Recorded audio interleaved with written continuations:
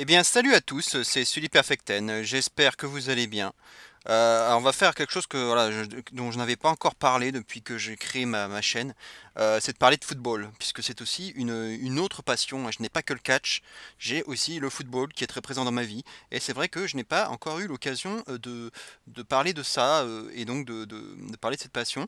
Donc voilà, j'avais envie de réagir avec vous sur le tirage au sort de la Ligue des Champions qui vient d'être effectué à l'instant. Donc voilà, je vous ai fait un petit montage là sur Word, hein, c'est très élémentaire, mais je pense que ça fera le job. Donc j'avais envie de réagir sur tous ces groupes. Comme vous pouvez le voir en rouge, les Français y figurent. Et première chose qu'on peut vous dire de façon, on va dire, assez claire, c'est que les Français s'en sortent très bien.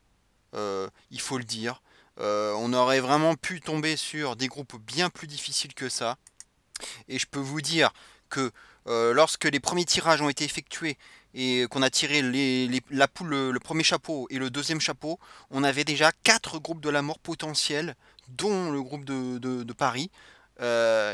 Finalement, puisqu'on avait Bayern Paris à ce moment-là, et on avait aussi Juve Barça, on avait Real Dortmund et on avait Chelsea Atlético. Donc on avait déjà 4 poules de la mort potentielles euh, lorsqu'on avait tiré les 2 premiers chapeaux. Et après, ça s'est un petit peu calmé et au final, on peut dire qu'on a allez, 2 groupes relevés, mais qu'on ne peut pas tout à fait considérer comme des groupes de la mort. Évidemment, avec les équipes du chapeau 4, ça baisse un petit peu le niveau. Alors, on va un peu les passer tous en revue, hein. Alors, le groupe A, composé de Benfica, Manchester United, le FC Bâle et CSK Moscou. Voilà, première chose qu'on peut dire, c'est que l'équipe qui sera bien sûr favorite, ce sera Manchester United, voilà, qui a une grosse armada. On vient d'apprendre qu'en plus, ils ont récupéré à nouveau Zlatan.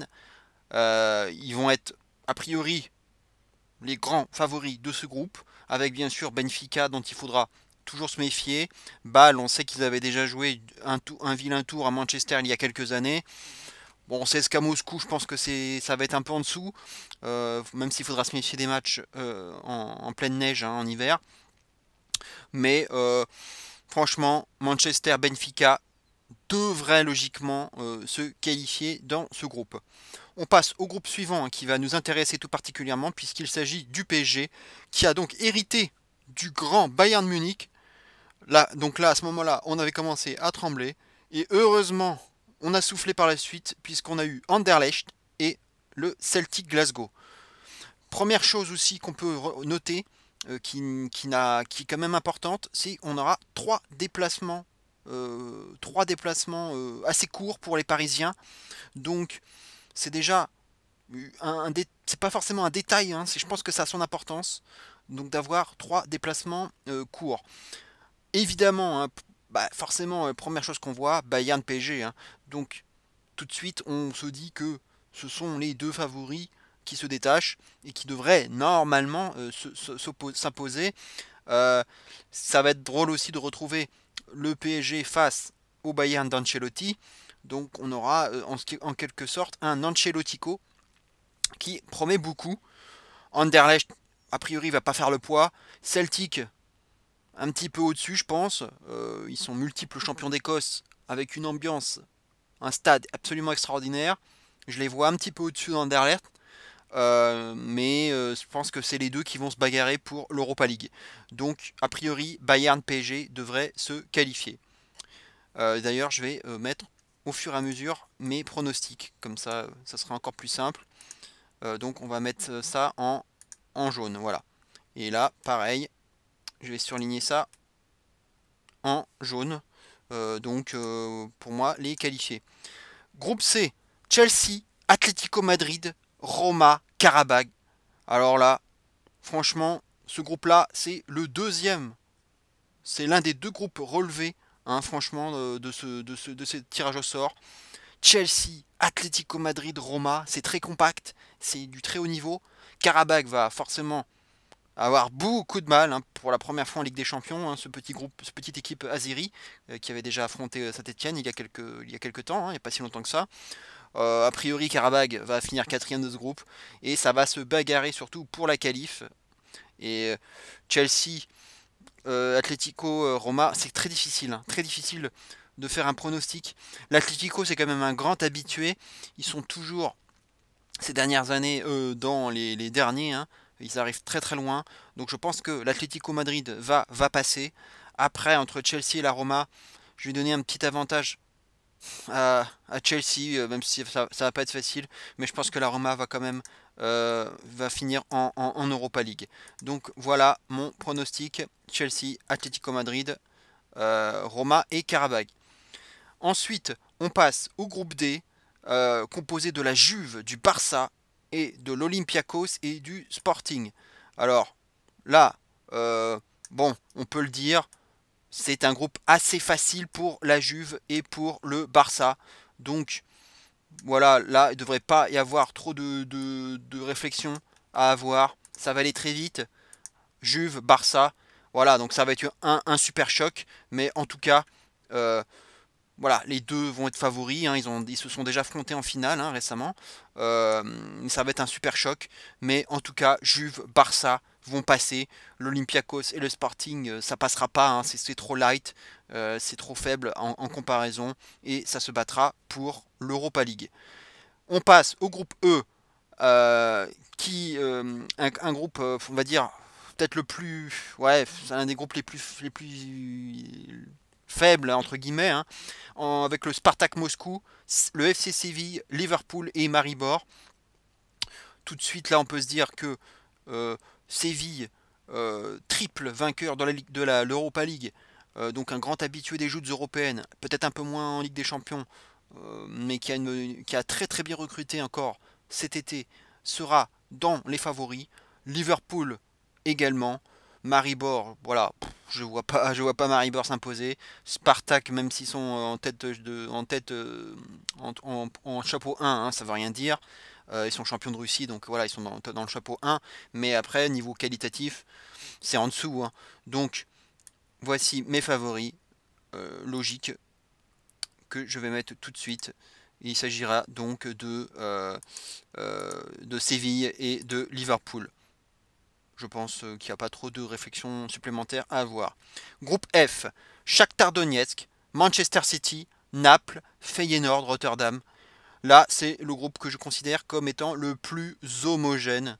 Euh, Là, c'est peut-être un petit peu plus difficile à pronostiquer. Euh, Spontanément, je vous dirais City, forcément avec tous ces bons joueurs. Guardiola aux manettes. Voilà, ils vont avoir de fortes ambitions hein, euh, pour essayer de vraiment faire quelque chose en Ligue des Champions. Naples, qui a été vraiment au-dessus du lot hein, face à Nice, qui ont une très belle équipe, qui joue bien au football avec un très bon entraîneur, Sarri. Voilà, pour moi, c'est eux qui devraient passer, même si, voilà, je vais les mettre tout de suite en jaune, même si Shakhtar a une belle équipe, mais ils se font piller, et ça commence à régresser un peu. euh, donc je les vois pas passer, et le Feyenoord hein, de Giovanni Van Bronckhorst, je pense que ça sera trop juste, et que ça va plutôt se bagarrer pour l'Europa League avec le Shakhtar. Voici donc mes qualifiés City et Naples. Le groupe G, qui va intéresser bien sûr Monaco, qui sera donc en compagnie de Porto, du Besiktas et du Red Bull Leipzig. Là, on peut le dire tout de suite. Le jackpot, messieurs, dames. On a décroché le jackpot. Et oui, franchement, est-ce qu'on pouvait faire mieux que ça? Pratiquement pas, hein. Pratiquement pas, hein. Si ce n'est peut-être la quatrième équipe. Leipzig est peut-être la meilleure équipe parmi les quatre, parmi ceux du chapeau 4. Mais franchement, que demande le peuple? Porto, bon, c'était pas forcément un bon souvenir hein, pour la finale de 2004, pour Monaco. Mais bon, c'était il y a 13 ans. Hein. Besiktas, bon, c'est un bon club turc, mais c'est pas le meilleur club turc. Voilà, il y aura une bonne ambiance, c'est sûr, ça va être chaud, mais ça va être light. Ça va être light. Et le Red Bull, hein, avec Jean-Kévin Augustin, ça va se bagarrer plutôt pour l'Europa League. Donc, je vais mettre, ça va être plutôt, allez, Monaco et Porto. Même si j'hésite entre Porto et le Besiktas pour la deuxième place. Mais parce que Porto, ils ont un petit peu régressé. Mais avec l'expérience, je vais mettre Porto un petit peu au-dessus. Donc mes qualifiés, Monaco et Porto. Voilà, voilà, ça devrait être à peu près ça. Et le groupe H, qui est donc le deuxième groupe le plus relevé, avec le groupe C, avec le Real Madrid, Borussia Dortmund, Tottenham et l'Apoel Nicosie. L'Apoel Nicosie qui fait office d'intrus et qui aura bien du mal à s'en sortir. Donc là, on peut tout de suite exclure l'Apoel. Mais alors après, le Real, bien sûr, qualifié. Ça, je pense qu'on peut le mettre tout de suite les yeux bandés ou les yeux fermés.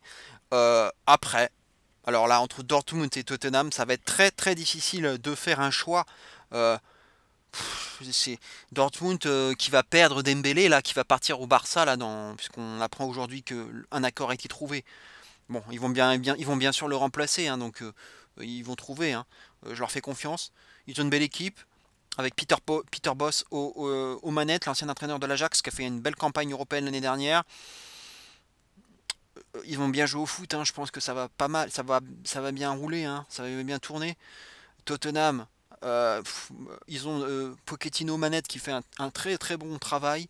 Euh, ils ont surtout récupéré, on parlait de l'Ajax, Davinson Sanchez, hein, le défenseur de l'Ajax, super recrue pour Tottenham. Ça, c'est vraiment une super recrue. Bon, pour l'instant, ils sont un petit peu en retard au niveau recrutement, mais je pense que voilà, il reste une semaine. Je pense qu'ils vont encore se renforcer, mais ça va être solide et tout va se jouer dans les confrontations directes, je pense, entre le Borussia et Tottenham, parce que c'est très très difficile de faire un pronostic. On va dire qu'à l'expérience, j'ai envie de jouer à l'expérience. Je vais mettre d'une courte tête, mais vraiment d'une courte tête, Dortmund. Donc finalement, j'ai pas voilà, si on regarde le tableau global avec mes favoris, voilà, la plupart du temps ce sont quand même les équipes du chapeau 1 et 2 que j'ai mises devant, euh, ce qui est un peu logique hein, puisque ce sont les meilleures équipes hein, dans les deux premiers chapeaux. Voilà, j'ai juste fait un écart sur le groupe E et le groupe F, ce qui est logique puisque finalement le Spartak et le Shakhtar sont les deux plus faibles équipes du chapeau 1. Donc finalement, et étant donné que le chapeau 2 vaut presque un chapeau 1, hein, c'est un peu déguisé, hein, mais voilà, du coup, je n'ai pas mis le chapeau 1 en favori pour les groupes E et F. Voilà ce que ça donne. N'hésitez pas à me dire ce que vous en pensez. Peut-être que vous avez d'autres favoris, vous avez forcément des idées différentes des miennes. Euh, Même si je pense que j'ai à peu près raison, hein, je pense sur ce qui va se passer. Après, évidemment, la Ligue des Champions, il y a toujours des surprises. Je pense qu'il va y avoir des équipes qu'on va pas voir venir. Des Feyenoord, des Celtic, des Sporting, j'en sais rien, des Tottenham, ça ce qui est un peu plus probable. Voilà, dites-moi ce que vous en pensez. Donc là, je réagis à chaud, mais je pense que voilà, je changerai pas trop mes pronostics, même plusieurs heures après. En tout cas, dites-moi si cette vidéo vous a plu, si vous avez envie que je parle davantage de foot, puisque c'est la première fois que je le fais, et puis c'est une passion aussi pour moi. En tout cas, on se retrouve très bientôt, et d'ici là, bien entendu, vive le foot! Ciao à tous!